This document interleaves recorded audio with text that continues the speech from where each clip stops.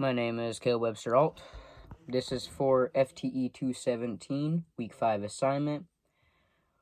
For this assignment, we are going to be going over 6 topics, 6 parts.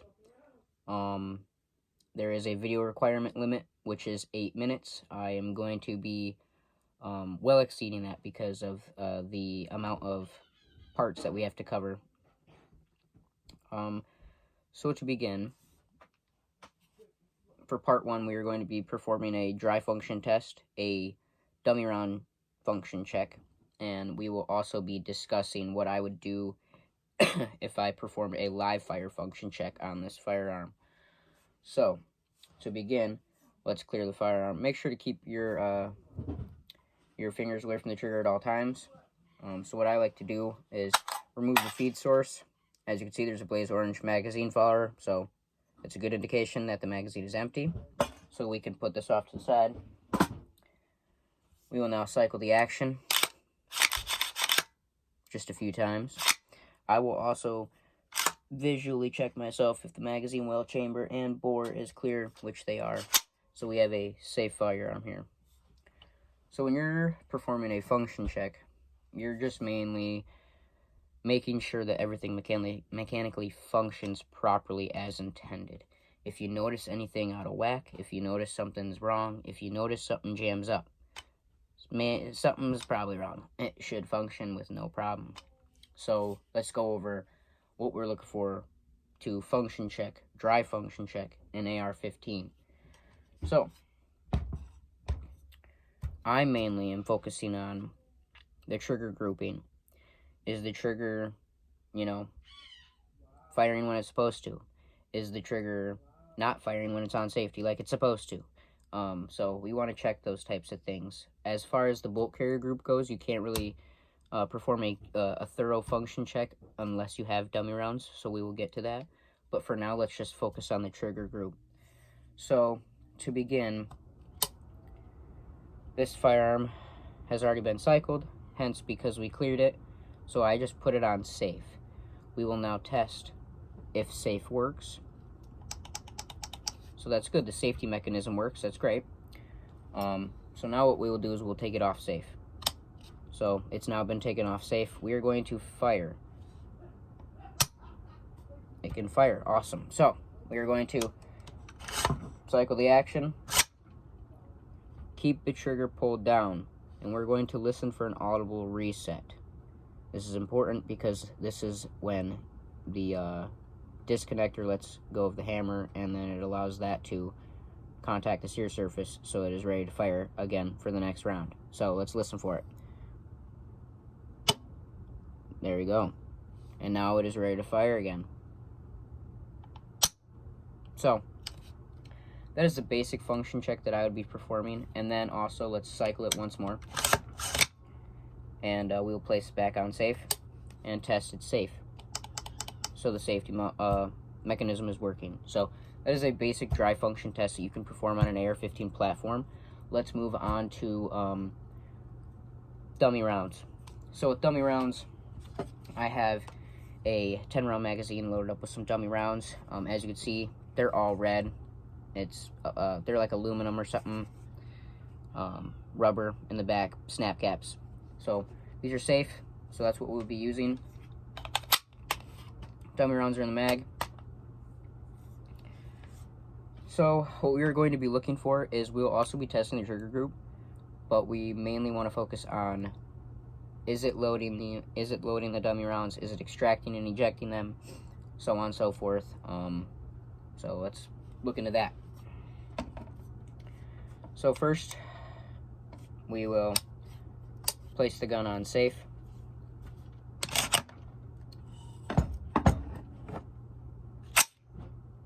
Round loaded, right? Dummy round. So, gun's on safe. We will shoot, which we can't, because the safety mechanism should be functioning, which it is, so that's good. Let's take it off safe, and let's put it on the fire, and now let's fire, but we're going to hold the trigger down so we can listen for that reset. Fired. When we cycle the action, pay attention. You want to make sure that this bolt carrier group is extracting the shell and ejecting it out of the chamber properly. So let's see. As you can see, it is extracted and it is very close to ejecting and throwing it out of that chamber. There it is. I will let go of this charging handle and it is going to load the next round. So it's loaded the next round. I have held my trigger down, so we will listen for that audible reset. There it is. And then we can go about placing it back on safe to test that safety mechanism. And it goes in safe. Now let's pay attention to this bolt carrier group. Ejects just no problem. And extracts all that. Loads. Loads. Loads. You also want to pay attention to the trajectory that these shells are coming out. You don't want them coming out too far. You don't want them coming out, you know, behind you. And you definitely don't want them just spitting out onto the ground. So pay attention to that. That's going to lead into some gassing issues. But pay attention to these things when you're function testing these firearms. It'll tell you a lot. Especially during the live fire test fire, which is what we're going to be talking about now. So let's remove the magazine source. We'll empty that last dummy round, and we will keep the gun on safe. So what I would be looking for when performing a live fire function test is a few things. Of course, you're supposed to run all your tests beforehand. You definitely want to gauge the chamber, make sure that the chamber length is proper and that the bolt locks and loads the round as accordingly. Other than that, the whole purpose of the live fire test is to see if the firearm can function, shoot, and go bang without exploding, and do it safely at that and reliably. So I would be looking for, like I said, casing trajectory. You don't want it coming too far forward, too far behind you, and you definitely don't want it just spitting out onto the ground. So definitely look for that. If you got good ejection, that's great, awesome. Extraction, ejection, that's what I'm looking for. I want that casing to come out of that gun, and I want the next round to be loaded into that chamber, no problem, every time. So that's what I'm looking for when I fire or live fire function check. I am making sure that the firearm is doing what it's supposed to while letting it do what it's supposed to. It's that simple. I don't know any other way to describe it other than brace yourself, fire the gun, and pay attention while you're firing that gun. What does it do? How does it act? If it has a problem, what is that problem, and where to go from there. So let's move on to part 2. Part 2, it is asking me to assess the feel of my trigger, paying close attention to its smoothness of operation and difficulty of pull, and articulate for your instructor whether you view the feel as good or bad, and defend your position.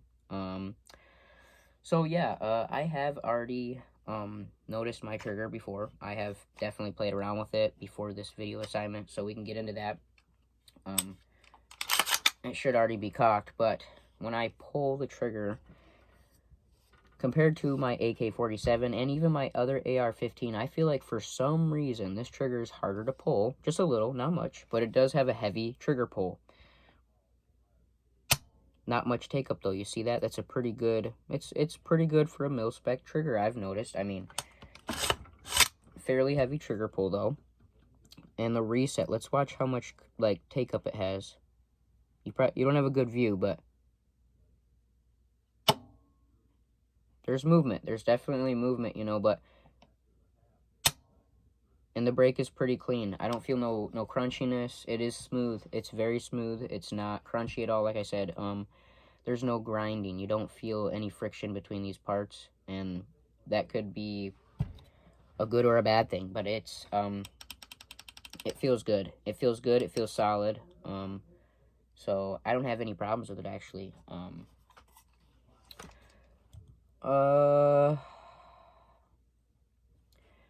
It's a trigger. It's a mil-spec trigger. It does what it's supposed to do. Following the guidance, this is for part 3, you receive in this week's lecture, you will measure the barrel length of your firearm. So this is where the video is going to get long. This is now the part where we start doing mini labs. So I'm going to take the gun apart. Bear with me, this is where the video starts to slow down a bit because I want to make sure I cover everything and that I do it properly. So we are going to take the top half of this rifle off. So we'll place the lower assembly off to the side somewhere.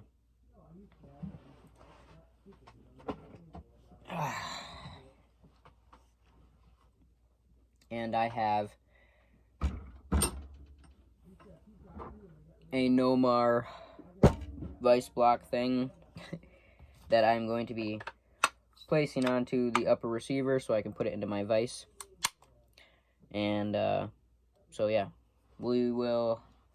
I'll come back when I have that all set up. The footage was accidentally deleted, so for part 3, I'm going to talk about how I measured the barrel. So, for one, I had to remove the muzzle and the crush washer to get a proper measurement. You're then going to install the bolt carrier group into the upper receiver as it is chucked up in a vise with a Nomar device. The bolt will be in the upper receiver in the locked position. You're then going to take a brass slotted tip, attach it to a cleaning rod, carefully feed it down the bore of your barrel without gnarring up the crown of the muzzle. And you're going to feed it down until that tip just touches the face of this bolt. You're then going to take an all-mark pencil and you're going to mark it on this cleaning rod, right on the edge of the muzzle, which I have already done, and that marking is right there. I have measured it, technically off camera. It was on camera, but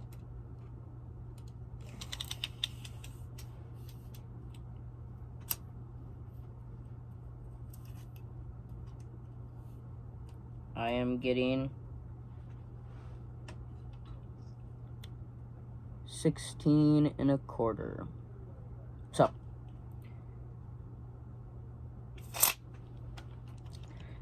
our barrel is 16 1/4 inches long. So that's the first part, or the third part, sorry. For part 4, I am going to follow week 5 lecture and go over how to measure barrel twist rate. So to keep in mind, mine is a 1 1/8 twist, so that's what we will be trying to figure out. The first step, take some cleaning patches,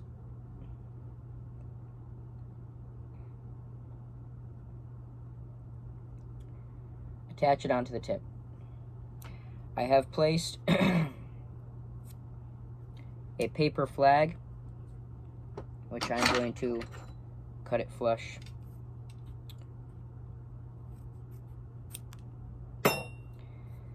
That's our paper flag. This is our indicator for the 12 o'clock position, as I will get into in a minute.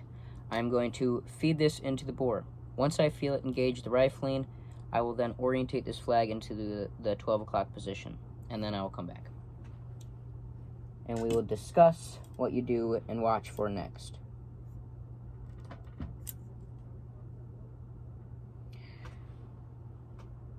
So, I have the flag positioned in a roughly 12 o'clock angle.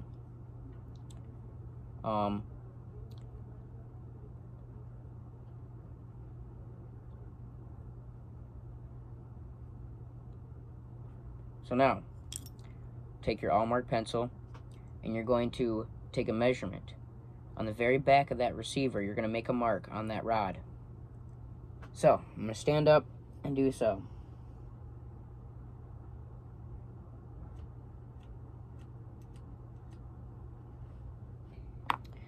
I have made my mark, and now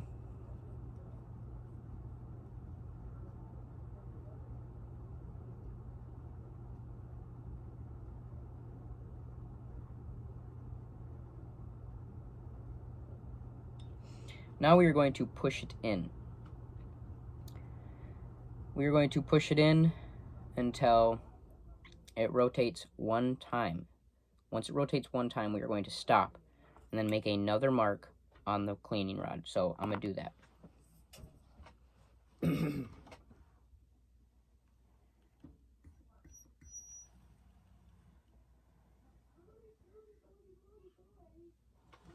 Now I'm going to stop because it's made one full rotation, and I'm going to make a mark again on the very back of the receiver onto the cleaning rod.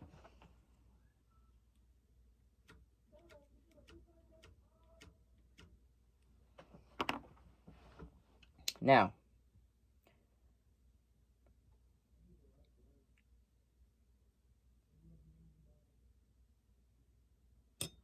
what we're going to do now, push it through, take the patch out, take the rod out, and then we're going to measure the two marks that were just marked onto the rod.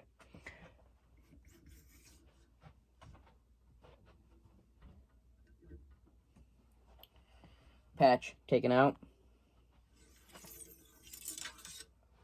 Rod has now been slowly extracted. So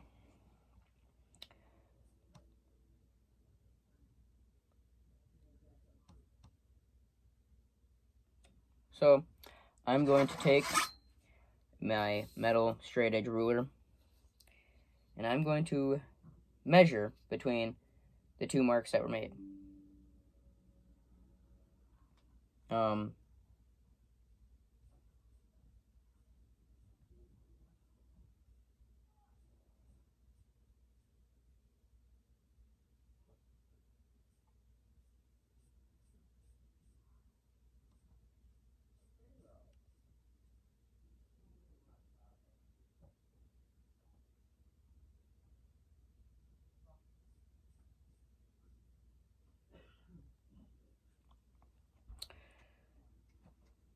Which I will measure now. Sorry, I'm just reading. And the measurement from the first mark to the second mark is 8 inches. So we are successful there. I don't have a good way to show this, but I will definitely try. Maybe if I swap it. Where'd my marks go?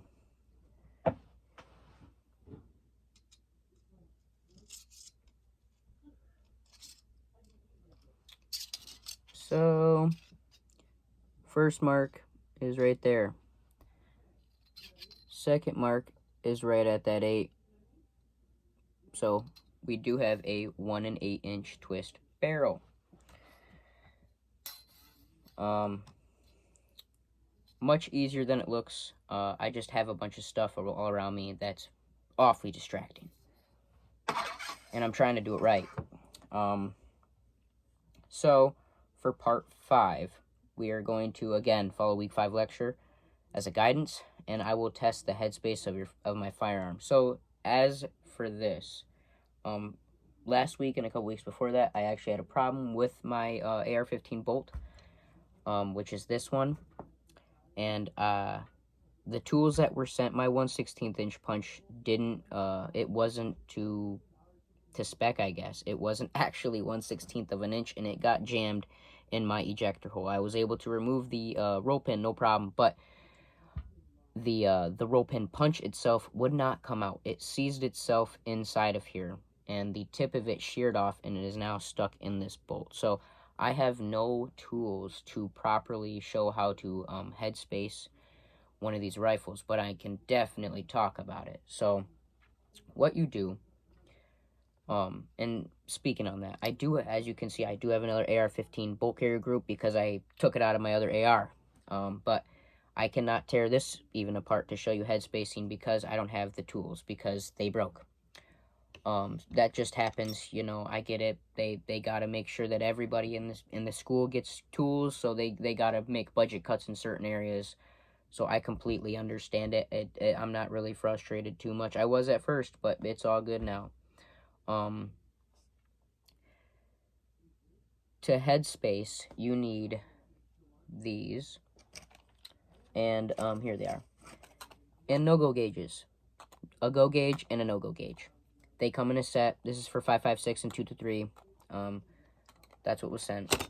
So what you do to do that is you remove the extractor and the ejector. You can just get away with removing the ejector, but if you do that, you got to make sure that you install the gauge onto the bolt before it is installed to the bolt carrier group and into the upper receiver. So, long story short, you got a go gauge. And your go gauge is what is going to tell you, this is a go gauge. This would go into your rifle, and if it locked, then it would tell you that you have a properly head-spaced bore and that you are ready to go. If you have put in your no-go gauge,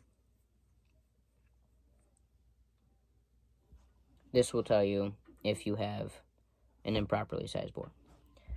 Well, vice versa. Both of these will. These are just a means of measurement, and that is how you do that.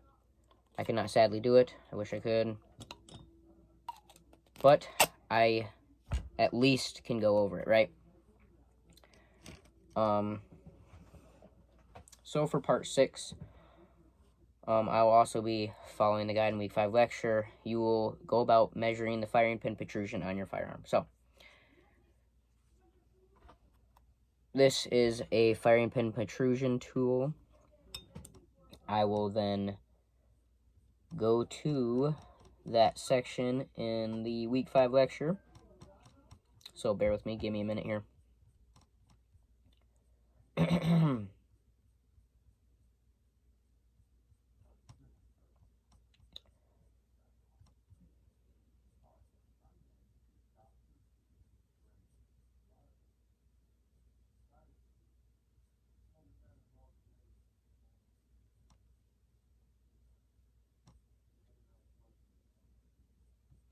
So to begin,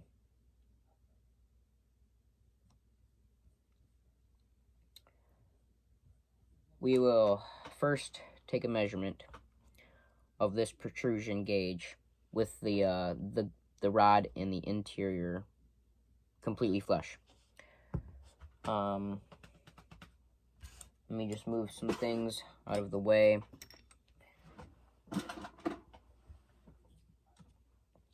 For this, I'm just going to use a digital dial caliper to keep it fast, keep it simple. I'm going to make sure it is properly zeroed. So I'm going to clean the jaws off. We are then going to take this and we are going to place it, and I am getting 0.6305. So let's remember this. That is our first measurement. I'm going to actually lock it down in place, and I'm just going to set this down. So 0.6305 thousandths of an inch. We are then going to take the bolt carrier group,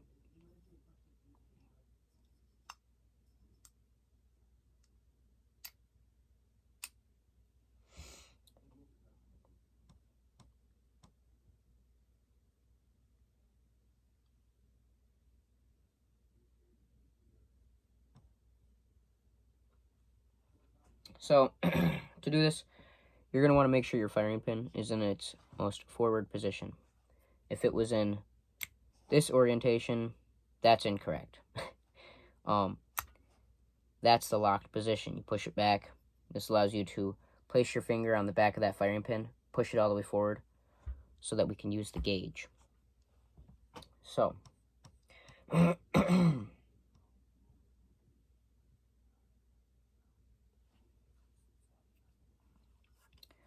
we can now loosen this up. Remember, 0.6305. I don't have this written down on anything, so I'm just going to try and remember. I am going to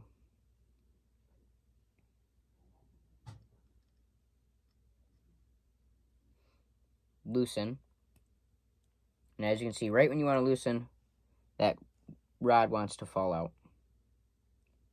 But we're just going to push it in place, and I'm going to hold it while applying pressure on the firing pin and kind of on the back of this rod.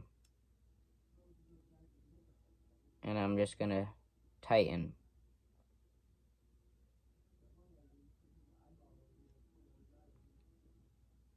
And then pull it out.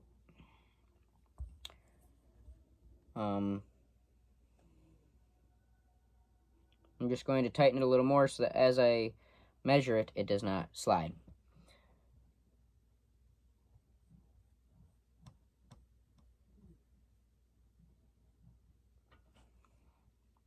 And now, remember, 0.6305.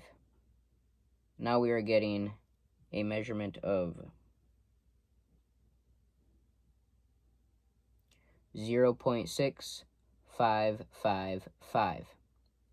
So that means we are in spec. The spec is 35 thousandths of an inch. So yeah. Bear with me here.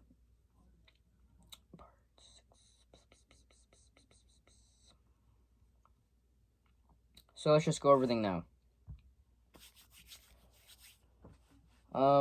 I personally feel like this was a little sloppy, but it is what it is. So we performed a dry function check, a dummy round function check. I also went over what I would be specifically looking for a live fire function check. For part 2, I felt and assessed my trigger. I told my opinion on it. It's a mil-spec trigger. It's okay. It wasn't crunchy. It was smooth. It's definitely a heavier trigger pull than most triggers, but it is it's good for practice. It's good for target practice and things like that.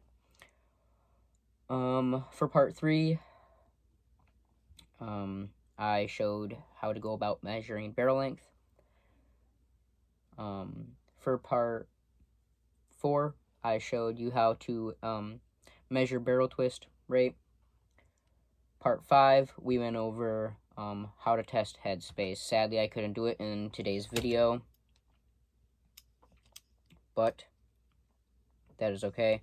I definitely would have done it if I had the tools and if they weren't broken, to prove that I don't have the tools, just to participate even further.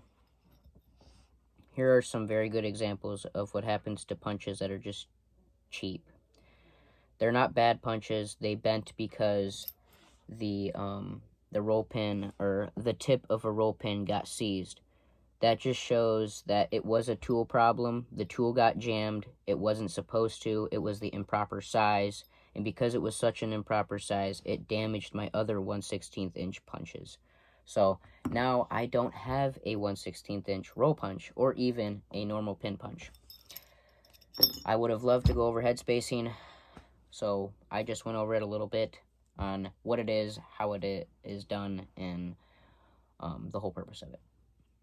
So for part 6, firing pin protrusion, as I said, so let's just go over this because my demonstration was probably pretty sloppy, I feel like. But you have a little rod in here. As you can see, it's just slightly protruding now out. But you have a rod in here that slides back and forth, back and forth. You first guide it in flush, measure it. You take that rough measurement of the actual dimension of this device. You then put the bolt, push it inwards into locked position. Place your finger on the back of that firing pin, pushing it forward. You loosen this up, place it in, hold it forward, and while it's held forward, you twist it to lock that guide rod in place. And that protrudes a little bit. And then you take your final measurement. And that tells you if your firing pin protrusion is to spec. So that covers everything. This was a very long video.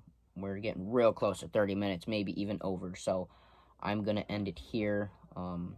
So all I can say is thank you very much, and have a nice day. Okay, so I'm back talking about the firing pin protrusion gauge and measurement and limit.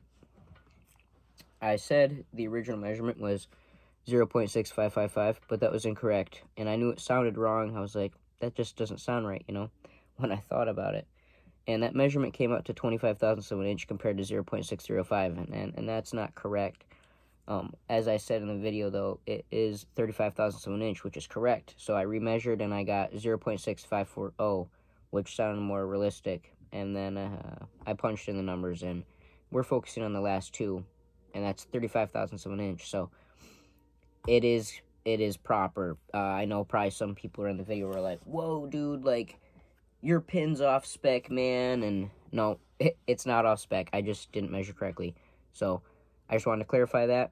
And yeah, so thank you very much.